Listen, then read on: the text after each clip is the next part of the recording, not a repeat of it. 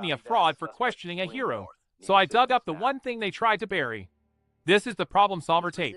The truth the jury was never supposed to see. Get your facts straight, you fake lawyer. That was the subject line of an email I received last week. It didn't come from a random viewer. It came from the sister of an officer I investigated months ago. She told me I was a fraud, that I was destroying a hero's reputation, and that the jury's not guilty verdict proved he did nothing wrong. Well, to that family member, thank you. Because of your hateful message, I realized I didn't have the full story. I went back, I filed a high-level FOIA appeal, and I finally got the footage the department tried to bury during the trial. You see, a not guilty verdict doesn't mean an officer is innocent. It often just means the system is rigged to protect its own. Today, I'm going to show you the footage that the family claimed didn't exist. We're going to see exactly why they were so desperate to keep me quiet. Let's look at the evidence. Let's talk about the scene. We're in a quiet suburb, 2 a.m.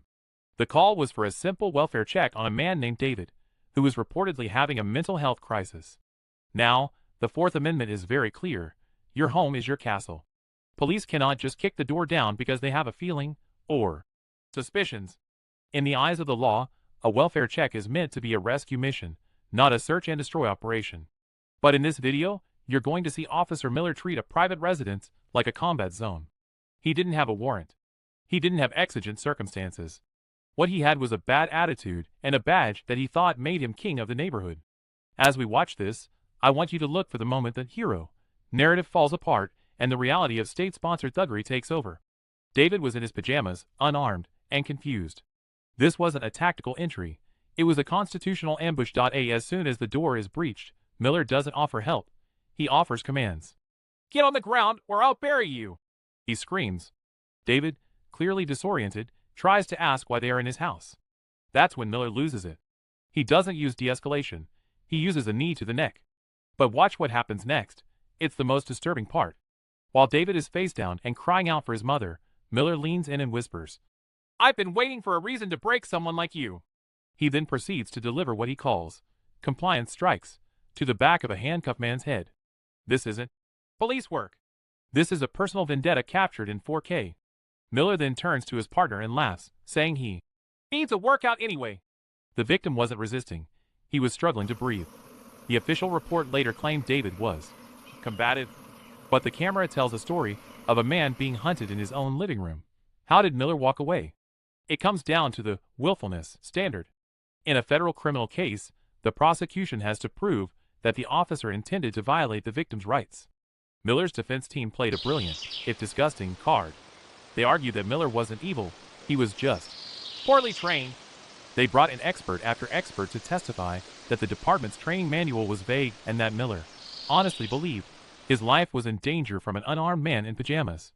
The jury was instructed that if they had even a shred of doubt about Miller's intent, they had to acquit. This is the blue wall in action. By blaming the system, the individual avoids the handcuffs. It turns the trial into a debate about paperwork instead of a trial about human rights. The jury saw the violence, they heard the taunts, but they couldn't find willfulness. Through the fog of legal technicalities, the physical wounds on David healed, but the psychological ones are permanent.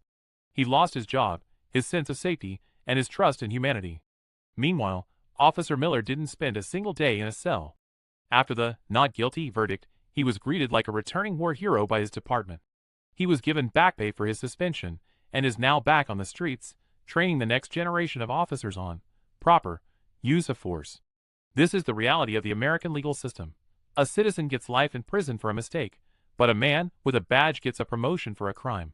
The department settled a civil suit for a few $100,000, taxpayer money, by the way, but Miller himself didn't lose a cent.